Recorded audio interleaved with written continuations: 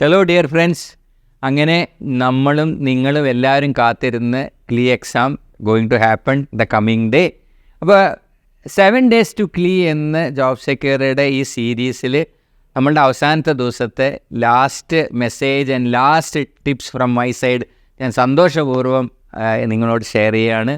V are thankful and we are happy we could help you and we are thankful you subscribed and watched our videos.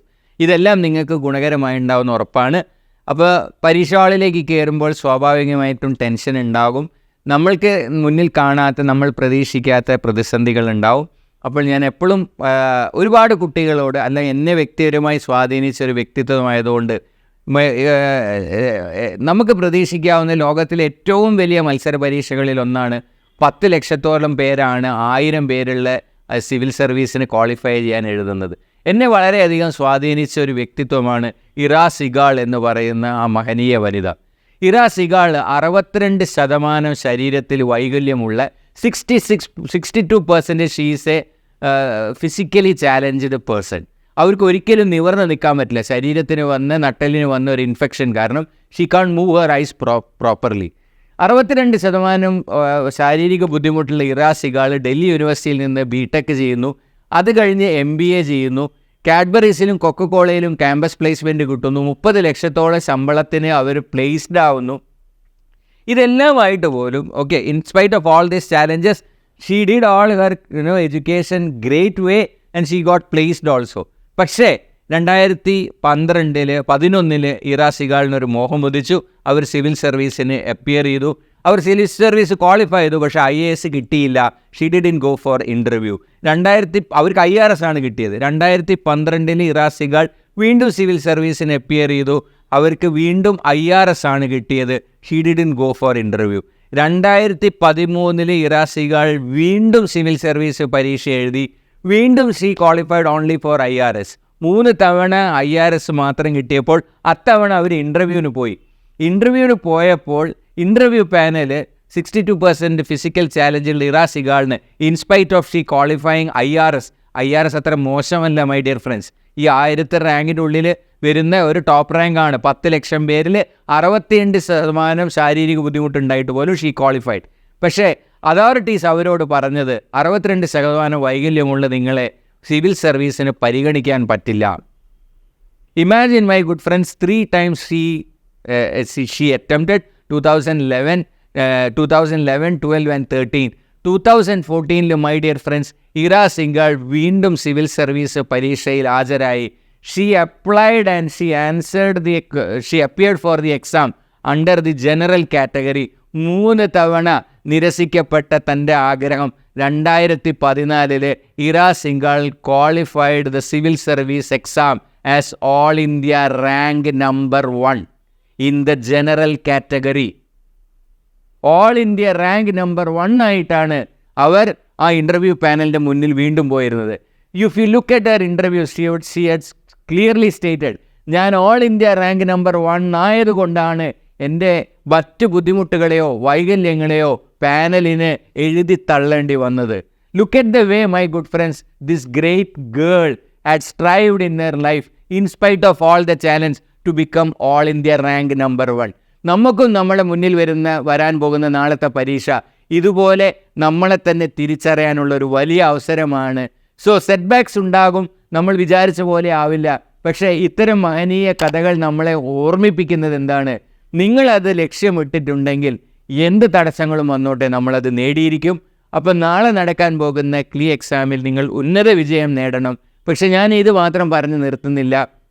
വീണ്ടും ഒരു 15 ചോദ്യങ്ങൾ, 8-10 ചോദ്യങ്ങൾ, നിങ്ങൾക്ക് വളരെ പ്രധാനപ്പെട്ടത് ലോയിൽ വരുന്ന ചോദ്യങ്ങൾ ഞാൻ നിങ്ങളുമായി ഡിസ്കസ് ചെയ്യുന്നുണ്ട്. അത് നമുക്ക് ഒന്നൊന്നായി നോക്കാം. So engage with me and understand these questions. 7 days to CLE series തുടങ്ങുന്ന വീഡിയോയിൽ ഞാൻ നിങ്ങൾക്ക് കുറച്ച് ലീഗൽ മാക്സിംസ് പരിചയപ്പെടുത്തിയായിരുന്നു. Again I am starting with legal maxim. ഇത് ചോദിച്ചിട്ടുണ്ട് പരീക്ഷയിൽ. വിജിലാൻറ്റിബസ് എറ്റ് നോൺ ഡോർമെൻറ്റിബസ് ജൂറാ സബ് വെന്യൂണ്ട്. നിങ്ങൾക്ക് വായിക്കുമ്പോൾ ഒരു പിടിയും കിട്ടില്ല. പക്ഷേ വിജിലാൻറ്റിബസ് എന്നതിൽ നിന്ന് വിജിലൻ്റ് എന്ന വാക്ക് നിങ്ങൾക്ക് ഈ ക്വസ്റ്റ്യനിൽ ഏതിലെങ്കിലും ഊഹിക്കാൻ പറ്റുന്നുണ്ടോ? അങ്ങനെ വരുമ്പോൾ നമ്മുടെ മുന്നിൽ പ്രധാനമായി 2 ഓപ്ഷൻ വരുന്നു, അല്ലേ? Judge should be vigilant about the application of law. അതാവില്ല. അതല്ല ഈ മാക്സിം. ഇതിൻ്റെ അർത്ഥം വളരെ സിമ്പിളാണ്. നിയമം ആരെയെ സംരക്ഷിക്കുകയുള്ളൂ? അവരുടെ കാര്യങ്ങളിൽ ശ്രദ്ധിക്കുന്ന ഒരാൾക്ക്, ശ്രദ്ധ ചെലുത്തിയ ഒരാൾക്കേ കൊടുക്കുകയുള്ളൂ. എന്ന് പറഞ്ഞാൽ നിങ്ങൾ ശ്രദ്ധയോടെ വണ്ടി ഓടിക്കണം എന്നുള്ളതല്ല കേട്ടോ. എനിക്ക് ഒരു സിവിൽ കേസ് കൊടുക്കാൻ 3 വർഷമാണ് ലിമിറ്റേഷൻ പീരീഡ് ഉള്ളത്. അപ്പം ഞാൻ 3 വർഷത്തിനുള്ളിൽ അശ്രദ്ധനായി അതിൻ്റെ ഉള്ളിൽ ആ കേസ് ഫയൽ ചെയ്തില്ലെങ്കിൽ ലോ എന്നെ സഹായിക്കുന്നതിൽ അല്ലെങ്കിൽ എന്നെ സംരക്ഷിക്കുന്നതിൽ പരിമിതി ഉണ്ടാവും.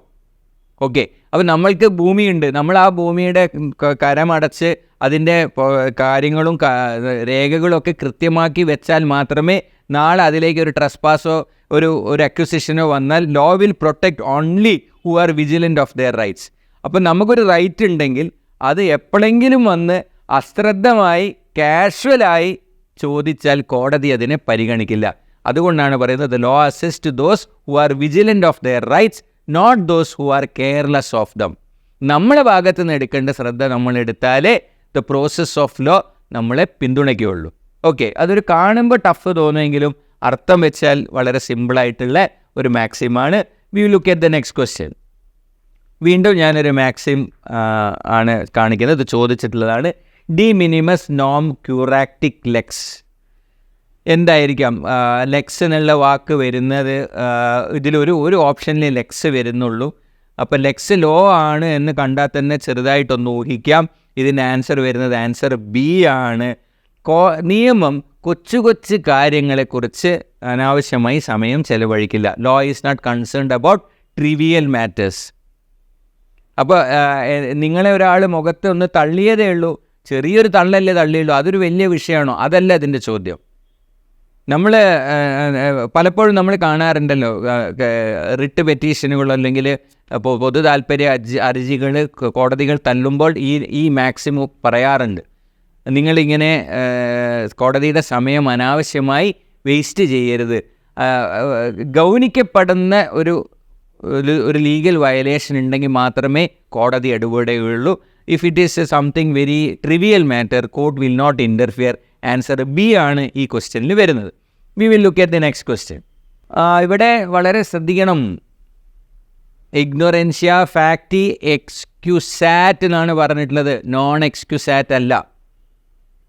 നോൺ എക്സ്ക്യൂസാറ്റ് എന്ന് തെറ്റിദ്ധരിച്ചു പോയാൽ നിങ്ങൾ ഓപ്ഷൻ എ തെറ്റിച്ചെഴുതും. ഇതിൻ്റെ ആൻസർ ഏതാ വരിക? ഓപ്ഷൻ ബി ആണ് ആൻസർ വരുന്നത്. എന്തുകൊണ്ടാണ്? ഇഗ്നോറൻഷ്യ ഫാക്ട് എക്സ്ക്യൂസാറ്റ് എന്നാണ് പറഞ്ഞത്. നോർമലി നമ്മൾ പഠിക്കുന്ന 2 മാക്സിമാണ് ഇഗ്നോറൻഷ്യ ജൂറിസ്, നോൺ എക്സ്ക്യൂസാറ്റ്. നിയമം അറിയില്ല എന്നുള്ളത് ഒരു ഒഴിവുകഴിവല്ല, ഒരു ന്യായമല്ല. എന്നാൽ ഇഗ്നോറൻഷ്യ ഫാക്ടി എക്സ്ക്യൂസാറ്റ്, നിങ്ങൾ ആ ഫാക്റ്റ് അറിഞ്ഞില്ല എന്നുള്ളത് ഒരു എക്സ്ക്യൂസാണ്. ഇഗ്നോറൻഷ്യ ഫാക്ടി ജൂറിസ്, നോ, ഇല്ല, നിയമം അറിയില്ല എന്നുള്ളത് എക്സ്ക്യൂസ് അല്ല. എന്നാൽ ഫാക്റ്റ് അറിഞ്ഞില്ല എന്നുള്ളത് ഈസ് ആൻ എക്സ്ക്യൂസ്. അപ്പോൾ അത് ശ്രദ്ധിക്കണം. ഇഗ്നോറൻഷ്യ ഫാക്ടി എക്സ്ക്യൂസാറ്റ് ആണ് ചോദ്യം, ഇഗ്നോറൻഷ്യ ഫാക്ടി നോൺ എക്സ്ക്യൂസാറ്റ് അല്ല ചോദ്യം. Okay, so look at the next question. ഞാൻ 2-3 മാക്സിംസ് ഇട്ടത് ബോധപൂർവമാണ്. നിങ്ങൾക്കത് ലാസ്റ്റ് മിനിറ്റിലാണെങ്കിലും ഇതിലേതെങ്കിലുമൊക്കെ നാളെ വരട്ടെ, നിങ്ങൾക്കത് ഗുണകരമാകട്ടെ. Chief examination in a court means chief examination, chief, പ്രഥമ വിസ്താരം, ആദ്യ വിസ്താരം. പ്രഥമ വിസ്താരം, ആദ്യ വിസ്താരം എന്നാണെന്ന് ഉത്തരം കണ്ടു കഴിഞ്ഞാൽ ഏതാണ് ആൻസർ വരിക? ആൻസർ എ ആണ് വരിക. പ്ലെയിൻറ്റിഫ് കൊണ്ടുവന്ന സാക്ഷിയെ പ്ലെയിൻറ്റിഫ് തന്നെ വിചാരണ ചെയ്യുന്നതിനെയാണ് ചീഫ് എക്സാമിനേഷൻ എന്ന് പറയാം. അപ്പോൾ ഇത് ചീഫ് എക്സാമിനേഷൻ ആണെങ്കിൽ examination of the witness by the adverse party എന്തായിരിക്കും? മറുഭാഗം സാക്ഷിയെ വിസ്തരിക്കുക, ചോദ്യം ചോദിച്ചാൽ അതെന്തായിരിക്കും? അത് ക്രോസ് എക്സാമിനേഷൻ ആയിരിക്കും. ഇപ്പോൾ ചീഫ് എക്സാമിനേഷൻ ആദ്യ വിസ്താരം, കൊണ്ടുവന്ന പാർട്ടി തന്നെ ആ സാക്ഷിക്ക് ആദ്യ വിസ്താരത്തിൽ അയാൾക്ക് അനുകൂലമായി പറയാനാണല്ലോ കൊണ്ടുവന്നത്. അപ്പോൾ ആ കാര്യങ്ങൾ ചോദിക്കുന്നതാണ് ചീഫ് എക്സാമിനേഷൻ. മറുഭാഗം ക്രോസ് എക്സാമിൻ ചെയ്യുന്നതാണ് examination of the witness by the adverse part, the other side. Okay, we'll look at the next question. Contract ഒക്കെ വെറൈറ്റി ചോദിക്കുന്ന എന്തിനാണ്? നമ്മൾ ലാസ്റ്റ് ലാപ്പിലാണ്, ഐ നോ ദാറ്റ്. അപ്പോൾ ഇതിൽ ഏതെങ്കിലുമൊക്കെ ഒരു ചോദ്യം നാളെ വരുമ്പോൾ യെസ് വി ഗോട്ട് ഇറ്റ് എന്നുള്ളൊരു എക്സൈറ്റ്മെൻറ്റ് നിങ്ങൾക്ക് ഉണ്ടാവണം. The substitution of a new contract in the place of the original contract. Substitution of a new contract in the place of the original contract. പഴയതിൻ്റെ ഭാഗത്ത് ഒന്നിനെ സബ്സ്റ്റിറ്റ്യൂട്ട് ചെയ്യുന്നതിന് നമ്മൾ novation എന്നാണ് പറയുക. അതിന് സബ്സ്റ്റിറ്റ്യൂട്ട് ചെയ്യാണ്. ഫ്രസ്ട്രേഷൻ എന്ന് പറഞ്ഞാൽ കോൺട്രാക്റ്റ് പെർഫോം ചെയ്യാൻ പറ്റാതെ ആയിപ്പോയി, ഡോക്ട്രിൻ ഓഫ് ഫ്രസ്ട്രേഷൻ. നമ്മൾ കരാറിൽ ഏർപ്പെട്ട സബ്ജക്റ്റ് മാറ്റർ പ്രളയത്തിൽ നഷ്ടപ്പെട്ടു പോയി, പിന്നെ ആ വീട് വിൽക്കാൻ പറ്റില്ലല്ലോ. എഡിഷൻ ആൾട്ടറേഷൻ എന്ന് പറയുന്നത് എന്താ, ചില വകുപ്പുകൾ എഴുതി കൂട്ടുകയോ തിരുത്തുകയോ ചെയ്യുന്നതാണ് എഡിഷണൽ ആൾട്ടറേഷൻ വരിക. അപ്പോൾ ഇവിടെ ഒരു കോൺട്രാക്റ്റിന് പകരം മറ്റൊരു കോൺട്രാക്റ്റ് ഉണ്ടാക്കുന്നതിനെയാണ് നമ്മൾ നൊവേഷൻ എന്ന് പറയുക. Again I M giving U A small Maxim. കാണുമ്പോൾ ഭയങ്കര ഇതായിട്ട് വരും. ഇതൊക്കെ മുൻകൂട്ടി പഠിച്ചിട്ടില്ലെങ്കിൽ നിങ്ങൾ ഗസ് ചെയ്ത് അറ്റംപ്റ്റ് ചെയ്യുന്നത് അപകടകരമാണ്. ഇൻ ദ സെൻസ് അപകടം എന്ന് ഞാൻ ഉദ്ദേശിച്ചത് എന്താ വെച്ചാൽ ഇത് ചിലപ്പോൾ ഗസ് ചെയ്താൽ കിട്ടിക്കോണമെന്നില്ല. ഓക്കെ, പ്രിസംപ്റ്റർ പ്രിസ്യൂം ചെയ്യുന്നു ലെജിറ്റിമേറ്റ് ആണെന്ന്. എന്ത്? കോൺട്രേറിയം മറിച്ച് തെളിയിക്കുന്നവരെ. ഇതിൻ്റെ ആൻസർ ഡി ആണ് വരിക. ഇത് അഡ്മിനിസ്ട്രേറ്റീവ് ലോയിലെ ചോദ്യം ചെയ്യപ്പെടുമ്പോൾ വരുന്ന ഒരു മാക്സിമാണ്. സാധാരണഗതിയിൽ ഗവൺമെൻറ് മെഷീനറിയോ ജുഡീഷ്യറിയോ എടുത്ത നടപടികൾ നിയമാനുസൃതമാണ് എന്നാണ് കോടതി പ്രിസ്യൂം ചെയ്യുക സാധാരണഗതിയിൽ. മറിച്ച് വരണമെങ്കിൽ അത് തെളിഞ്ഞു വരണം. സാധാരണഗതിയിൽ ആ കലക്ടർ ഇങ്ങനെ ഒരു നടപടി എടുത്തു, അത് നിയമാനുസൃതം ചെയ്തതാണ് എന്ന് പ്രിസ്യൂം ചെയ്യും. അല്ലാതെ ചെയ്യുന്നതൊക്കെ അബദ്ധമാണ് എന്നുള്ള മുൻധാരണയിലല്ല കോടതി അതിനെ സമീപിക്കുക. ചെയ്തത് ശരിയാണ് എന്ന മുൻധാരണയിലാണ് കോടതി സമീപിക്കുക. ഒരു ലെങ്തി ആയിട്ട് തോന്നും, അതുകൊണ്ടാണ് ഞാൻ പറയുന്നത് ചില ക്ലോസ് വേർഡ്സ് ഐഡൻറ്റിഫൈ ചെയ്തിട്ട് നിങ്ങൾ എന്ത് ചെയ്യണം, ചിലത് ഗസ് ചെയ്യാൻ പഠിക്കണം. Okay, so looking at the next question. ഒരു കോമൺ വരാൻ സാധ്യതയുള്ള പത്രങ്ങളിലൊക്കെ സ്ഥിരം പരാമർശിക്കുന്നൊരു ചോദ്യമാണ്. ഇതിന്ന് രണ്ട് കാര്യം പഠിക്കാം കേട്ടോ. ഡൗറി പ്രൊഹിബിഷൻ ആക്ട് ഏത് വർഷമാണ് വന്നത് എന്നുള്ള ചോദ്യം വന്നാലും 1961 നിങ്ങൾ ഓർമ്മിക്കണം. അപ്പം തന്നെ നിങ്ങൾ ആലോചിക്കണം, 1961 വന്ന പ്രധാനപ്പെട്ട വേറൊരു ആക്ട് ഉണ്ട്, വക്കീലന്മാർ അറിഞ്ഞിരിക്കേണ്ട ഒരു ആക്ട്. 1961 വന്ന പ്രധാനപ്പെട്ട ആ ആക്ട് ഏതാണെന്ന് നിങ്ങൾക്ക് അറിയുമെങ്കിൽ നിങ്ങൾ കമൻറ്റ് ബോക്സിൽ ഉത്തരയിടുക. Okay, which is that very prominent, ഒന്നല്ല കേട്ടോ, ഒന്നിൽ കൂടുതലുണ്ട്, പക്ഷെ പ്രോമിനൻ്റ് ആയ ആക്ട് ഏതാണെന്ന് ബോക്സിലിടുക. അപ്പോൾ ഡൗറി പ്രൊഹിബിഷൻ ആക്ട് പ്രകാരം ആൻസർ വരിക എ ആണ്. Both giving and taking of dowry either directly or any party. ഇത് കൊടുക്കുന്നതും വാങ്ങുന്നതും യഥാർത്ഥത്തിൽ സ്ത്രീധന നിരോധന നിയമപ്രകാരം കുറ്റകരമാണ്. ഇത് ഫസ്റ്റ് ലുക്കിൽ തന്നെ നിങ്ങൾക്ക് ആൻസർ കിട്ടേണ്ടതാണ്. ബാക്കി ഓപ്ഷൻസ് വായിച്ച് കൺഫ്യൂഷൻ ആവേണ്ട കാര്യമില്ല. Let us look at the next question. ബാക്കി ശ്രദ്ധിക്കണേ. ടോട്ടൽ റെസ്ട്രെയിൻ്റാണ് ചോദിച്ചത്. ടോട്ടൽ റെസ്ട്രെയിൻറ്റ്, പാർഷ്യൽ റെസ്ട്രെയിൻ്റ് ആയാൽ അർത്ഥം മാറി. പൂർണ്ണമായി ഒരാളെ ഒരു ഭാഗത്തേക്കും പോകാൻ അനുവദിക്കാതെ തടഞ്ഞു വെക്കുന്നതിന് നമ്മൾ റോങ്ഫുൾ കൺഫൈൻമെൻറ്റ് എന്നാണ് പറയുക. ആൻസർ എ ആണ് വരിക. എന്നാൽ പാർഷ്യൽ റെസ്ട്രെയിൻ്റ് ആയാൽ ഉത്തരം ഏതായി? Wrongful restraint. ഇതിലേ പോകുന്നത് തടയുന്നു, റോങ്ഫുൾ റെസ്ട്രെയിൻ. എങ്ങോട്ടും പോകാൻ അനുവദിക്കാതെ തടയുന്നു, റോങ്ഫുൾ കൺഫൈൻമെൻറ്റ്. ട്രെസ്പാസ് എന്ന് പറഞ്ഞാൽ എന്താ? വേറൊരാളുടെ പ്രോപ്പർട്ടിയിലേക്ക് അതിക്രമിച്ച് കയറുന്നതാണ് ക്രിമിനൽ ട്രെസ്പാസ്. അപ്പോൾ ഇത് ചോദിച്ചിട്ടുള്ള ചോദ്യമാണ് total restraint, confinement, partial restraint, wrongful restraint. We will look at the next question. വീണ്ടും നിങ്ങൾക്ക് പരിചയമുള്ള ഒരു മാക്സിം ചോദിക്കുകയാണ്. യു ബി ജസ് ഐ ബി റെമഡിയം. If there is a right there is a remedy. ടോർട്ടിലെ അടിസ്ഥാന മാക്സിമാണ് എന്ന് നമ്മളിതിൽ പറയുന്നത്. ആൻസർ വരുന്നത് ഓപ്ഷൻ ബി ആണ്. എന്തുകൊണ്ട്? നിങ്ങൾക്കൊരു റൈറ്റ് ഉണ്ടെങ്കിൽ ആ റൈറ്റിനെ ആരെങ്കിലും വയലേറ്റ് ചെയ്താൽ നിങ്ങൾക്ക് എന്ത് കിട്ടണം? റെമഡി കിട്ടും, അല്ലേ? For every legal injury there has to be a remedy. Legal injury എന്ന് പറഞ്ഞാൽ എന്താ? നിങ്ങളുടെ റൈറ്റിനെ ആരെങ്കിലും ഇൻഫ്ലിക്റ്റ് ചെയ്യുന്നു. ഇത് വളരെ വളരെ പ്രോമിനൻ്റ് ആയ ഒരുപാട് തവണ ചോദിച്ചിട്ടുള്ളതാണ്. ആൻസർ ബി ആണ്. യു ബി ജസ് ഐ ബി റെമഡിയം means where there is a right there is a remedy. ഒരു റൈറ്റ് ഉണ്ടെങ്കിൽ അത് ഹനിക്കപ്പെട്ടാൽ നമുക്കൊരു റെമഡി കിട്ടുന്നതാണ്. ഓക്കെ, പ്രിസ്യൂംഡ് ഡെത്ത് ലോയിലെ ഒരു വലിയ പ്രധാനപ്പെട്ട ഒരു കൺസെപ്റ്റാണിത്. ഒരാളെ എത്ര കാലമായി അയാളെക്കുറിച്ച് യാതൊരു അറിവില്ലാതെ ആയാൽ, അയാളെക്കുറിച്ച് കേട്ടറിവ്, അയാൾ എവിടെയാണെന്നറിയില്ല, if the whereabouts of a person is not for 7 years he will be presumed to be dead in the eyes of law. യഥാർത്ഥത്തിൽ ചിലപ്പോൾ അദ്ദേഹം ജീവിച്ചിരിക്കുന്നുണ്ടാകാം, പക്ഷെ നിയമത്തിൻ്റെ കണ്ണിൽ 7 വർഷമായി ഒരാളെക്കുറിച്ച് ഒരു നോഹവും ഇല്ലെങ്കിൽ അദ്ദേഹം മരിച്ചതായി കണക്കാക്കും. ലീഗലി ഡെഡായിട്ട് ഡിക്ലെയർ ചെയ്യും. ഇത് ചോദിക്കുന്നൊരു ചോദ്യമാണ്. നിയമത്തിൽ ഇതിന് ഭയങ്കര ഇംപ്ലിക്കേഷൻ ഉണ്ട്. പണ്ടൊക്കെ ആളുകൾ നാട് വിട്ടു പോവുക എന്നുള്ളൊരു പ്രശ്നമുണ്ട്. അവരങ്ങ് പോവും, പിന്നെ അവരിങ്ങോട്ട് വരികയില്ല. അപ്പോൾ അവരുടെ സ്വത്തും ഇതൊക്കെ എന്ത് ചെയ്യും? അങ്ങനെ ആകുമ്പോഴാണ് ഈ ലീഗൽ ഡെത്ത് പ്രിസ്യൂം ചെയ്യുക. നിയമത്തിൻ്റെ കണ്ണിൽ അവർ മരണപ്പെട്ടതായി 7 വർഷത്തേക്ക് കഴിഞ്ഞാൽ പ്രഖ്യാപിക്കും. ഓക്കെ, തിയറീസ് ഓഫ് പണിഷ്മെൻ്റ് എന്നുള്ളൊരു ചോദ്യമാണ്. കാണുമ്പോൾ നിങ്ങൾക്ക് എന്തെങ്കിലും ഓർമ്മ വരുന്നുണ്ടോ? Evil should be returned by evil. കണ്ണിന് കണ്ണ്, ചോരയ്ക്ക് ചോര, പല്ലിന് പല്ല്. ഏതാവാനാ സാധ്യത? ഇങ്ങോട്ടടിച്ചാൽ തിരിച്ചടിക്കുക എന്ന തിയറി റെട്രിബ്യൂട്ടീവ് തിയറിയാണ്. അപ്പോൾ ഇതിൻ്റെ ആൻസർ എന്താണ്? ഓപ്ഷൻ ബി ആണ്. റെട്രിബ്യൂട്ടീവ് തിയറിയിൽ എന്താ പറയുന്നത്? ഇങ്ങോട്ട് തല്ലിയവന് തിരിച്ചു തല്ലുക. ഇതായിരുന്നു ലോ ഓഫ് ദ ജംഗിൾ. എന്നാൽ ഡിറ്ററൻ തിയറിയിൽ എന്താ പറയുന്നത്? കഠിനമായ പണിഷ്മെൻറ്റുകൾ ഒരു പ്രതിക്ക് കൊടുത്തുകൊണ്ട്, ഒരു കുറ്റവാളിക്ക് കൊടുത്തുകൊണ്ട്, അത് കണ്ട് വേറെ ആളുകളും അതേപോലെ ചെയ്യാതിരിക്കുക. അപ്പോൾ ഡിറ്ററിങ് അനദർ പേഴ്സൺ ഓൾസോ. പ്രിവെൻറ്റീവിൽ എന്താ ചെയ്യുന്നത്? അയാളെ പ്രിവെൻറ്റ് ചെയ്യുന്നു. ഇപ്പോൾ ഒരു മോഷ്ടാവിനെ 6 മാസം ജയിലിലിടുമ്പോൾ അയാൾ 6 മാസം ഇനി മോഷ്ടിക്കില്ല. മാത്രമല്ല, ജയിലിൽ കിടക്കുന്ന ഒരു പ്രയാസം ആലോചിച്ചിട്ട് അയാൾ കുറ്റം ചെയ്യാതെയാവും. അപ്പോൾ പ്രിവെൻറ്റീവ് പണിഷ്മെൻറ്റുകൾ അത്ര സിവിയർ ആയിരിക്കില്ല. ഡിറ്ററൻ പണിഷ്മെൻറ്റ് ഭയങ്കര സിവിയർ ആയിരിക്കും. റിഫർമേറ്റീവ് ആണ് നേരത്തെ നമ്മൾ ഗാന്ധിജിയുടെ ചോദ്യത്തിൽ പറഞ്ഞത്. എന്താണ്? അവരെ തിരിച്ചു കൊണ്ടുവരാനാണ് ശ്രമിക്കേണ്ടത്. So evil should be returned by evil retributive തിയറിയിലാണ് വരുന്നത്. തിയറീസ് ഓഫ് പണിഷ്മെൻ്റ് എന്ന് പലതവണയും ചോദ്യം വന്നിട്ടുണ്ട്. So will look at the next question.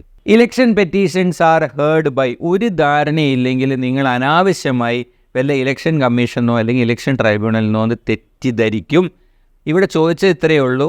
ഇതിന് വേണമെങ്കിൽ താഴെ കോടതികളിലും ഇപ്പോൾ വാർഡ് തല ഇലക്ഷൻ, കോർപ്പറേഷൻ കൗൺസിലർ ഇലക്ഷനൊക്കെ ഹൈക്കോർട്ടിലല്ല നേരെ പോവുക. ചുരുക്കി പറഞ്ഞാൽ ഈ ചോദ്യം ഇത്രയേ ഉള്ളൂ. ഒരു MLA-യുടെ തെരഞ്ഞെടുപ്പ് ഹർജി കഴിഞ്ഞ ദിവസവും കൂടെ മലപ്പുറം മണ്ഡലത്തിലെയോ ഏതോ ഹൈക്കോടതി ശരിവെച്ചു. ഓക്കെ, MLA-യോ MP-യുടെയോ തെരഞ്ഞെടുപ്പിന് സംബന്ധമായ കേസുകൾ നമ്മൾ കൊടുക്കുക ഹൈക്കോടതിയിലും സുപ്രീം കോർട്ടിലുമാണ്. സുപ്രീം കോർട്ടിൽ MP-യുടെ കേസും ഹൈക്കോർട്ടിലാണ് വരിക. പക്ഷേ പ്രസിഡൻറ്റിൻ്റെ തെരഞ്ഞെടുപ്പിൻ്റെ തർക്കം സുപ്രീം കോടതിയിലാണ് വരിക. നമ്മൾ പഠിച്ചിട്ടുണ്ട്. So election petitions are not heard by election tribunals or commission. തെരഞ്ഞെടുപ്പ് നടക്കുന്ന സമയത്തെ വിഷയങ്ങളാണ് അവർ കൂടുതൽ കൈകാര്യം ചെയ്യുന്നത്. So answer is B. Okay, we will look at the next question. ഇതൊന്ന് ശ്രദ്ധിക്കണേ. Statement given by the judge for the grounds of a ഡിഗ്രിയാണ്. For the grounds of a ഡിഗ്രിയാണ്. ഇതുകൊണ്ട് ഫൈനൽ ഡിഗ്രി എന്നൊന്നും എഴുതരുത്. ഇതിൻ്റെ ആൻസർ വരുന്നത് ജഡ്ജ്മെൻ്റാണ്. എന്താണ് ജഡ്ജ്മെൻറ്റും ഡിഗ്രിയും തമ്മിലുള്ള വ്യത്യാസം? ജഡ്ജ്മെൻറ്റിലാണ് എന്തുകൊണ്ടാണ് പ്ലെയിൻ്റ് അനുവദിച്ചത് അല്ലെങ്കിൽ പ്ലെയിൻ്റ് തള്ളിയത്, അതിനുള്ള കാര്യകാരണ സഹിതമാണ് ജഡ്ജ്മെൻറ്റ് പറയാം. അപ്പോൾ ചോദിച്ചത് എന്താ? Statement given for the grounds of a degree. Four the grounds of a degree ആയിരുന്നു അതിലെ ചോദ്യം. ഗ്രൗണ്ട്സ് ഓഫ് എ ഡിഗ്രി എന്താണ്? ജഡ്ജ്മെൻറ്റിലാണ് വരുന്നത്. ഫൈനൽ ഡിഗ്രി എന്ന് പറഞ്ഞാൽ എന്താ? പ്രിലിമിനറി ഡിഗ്രി പറഞ്ഞതിന് ശേഷം അത് പാർട്ടിഷൻ സൂട്ടിലാണ് ഉണ്ടാവുക. നിങ്ങൾ തെറ്റിദ്ധരിക്കരുത്. ഓഫ് ജഡ്ജ്മെൻറ്റ് ഗ്രൗണ്ട്സ് പറയുക ഏതിലാണ്? ജഡ്ജ്മെൻറ്റിലാണ്. ഡിഗ്രിയിൽ എന്താ പറയുക? അതിൻ്റെ രത്ന ചുരുക്കമാണ് പറയുക. ജഡ്ജ്മെൻറ്റിൻ്റെ വളരെ സിമ്പിളിഫൈ ആയിട്ടുള്ള എസൻസ് പറയുന്ന സാധനമാണ് decree. So statement given by the judge for the grounds of a decree is called judgment. So okay friends, now it's time for you to perform. കഴിഞ്ഞ 7 ദിവസത്തെ 7 days to CLE മാത്രമല്ല, കഴിഞ്ഞ ഒരു വർഷമായി job secure and law eminence team നിങ്ങളുടെ കൂടെ തന്നെയുണ്ട്. പല രീതിയിലുള്ള റിസോഴ്സുകൾ നിങ്ങൾക്ക് ലഭ്യമാക്കി തന്നിട്ടുണ്ട്, ഇൻക്ലൂഡിങ് ഓൾ കേരള മോക്ക്. അപ്പോൾ ഇതിലെല്ലാം കിട്ടിയ റിസോഴ്സുകൾ ഉപയോഗിച്ചുകൊണ്ട് നാളെ നമ്മൾ കളത്തിലേക്ക് ഇറങ്ങുകയാണ്. കളത്തിലിറങ്ങുമ്പോൾ ഞാൻ തുടക്കത്തിൽ പറഞ്ഞ പോലെ നമ്മൾ ഏറ്റവും ബുദ്ധിമുട്ടിക്കുന്നൊരു സംഗതിയാണ് സ്ട്രെസ്സ്. അനാവശ്യമായി സ്ട്രെസ് അടിക്കേണ്ട യാതൊരു കാര്യവുമില്ല. ബിക്കോസ് നമ്മൾ ഈ പ്രിപ്പയർ ചെയ്തത് മുഴുവൻ നാളത്തെ ഒരു പെർഫോമൻസിന് വേണ്ടിയിട്ടാണ്. അപ്പോൾ പെർഫോമൻസിന് പോകുമ്പോൾ സ്ട്രെസ്സ് സ്വാഭാവികമാണ്. അത് നമ്മൾ കാണാറുണ്ട്. ലയണൽ മെസ്സിക്ക് വരെ ചിലപ്പോൾ ഒരു ഫ്രീ കിക്ക് പിഴയ്ക്കാറുണ്ട്. ലയണൽ മെസ്സിക്ക് വരെ നിർണായകമായ ലോകകപ്പിൽ ഫ്രീ കിക്കുകൾ പിഴച്ചിട്ടുണ്ട്.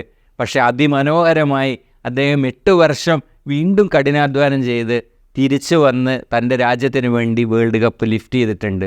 ഒരുപാട് തവണ ക്രിസ്ത്യാനോ റൊണാൾഡോ മോശം ഫോമിലേക്ക് പോയിട്ടുണ്ട്. ഒരുപാട് തവണ സച്ചിൻ ടെണ്ടുൽക്കർ ഡക്കിന് ഔട്ടായിട്ടുണ്ട്. ഒരുപാട് തവണ റാഫേൽ നഡേൽ കളിയിൽ മോശം പെർഫോമൻസ് കാണിച്ചിട്ടുണ്ട്. എഡ്മണ്ട് ഹിലാരിക്കും ആദ്യത്തെ അറ്റംപ്റ്റിൽ തന്നെ മൗണ്ട് എവറസ്റ്റ് കയറാൻ പറ്റിയിട്ടില്ല. ഞാൻ പറയുന്നത് നിങ്ങൾ വീണ്ടും അറ്റംപ്റ്റ് ചെയ്തിട്ട് കയറണമെന്നല്ല. ആ പറയുന്ന മോശം ഫോം നമ്മൾ നാളത്തെ ആദ്യത്തെ ഒരു 10 മിനിറ്റിൽ തോന്നിപ്പോയാലും നിങ്ങൾ പിടുത്തം വിടരുത്. നിങ്ങൾ കാത്തു സൂക്ഷിക്കേണ്ട ഏറ്റവും വലിയ നിങ്ങളുടെ കൂട്ടുകാരനായിരിക്കണം നിങ്ങളുടെ മനസ്സാന്നിധ്യം. So have that presence of mind. All the resources we could share with you, we have shared with a lot of care, love and happiness. അത് നിങ്ങൾക്ക് ഗുണകരമാകട്ടെ. നാളത്തെ പരീക്ഷയിൽ എല്ലാ വിദ്യാർത്ഥികളും എൻ്റെ എല്ലാ സുഹൃത്തുക്കളും മികച്ച വിജയം കൊയ്യട്ടെ എന്ന് ആത്മാർത്ഥമായി ആശംസിച്ചുകൊണ്ട് all the best. Come up with great results. We will meet soon. Thank U.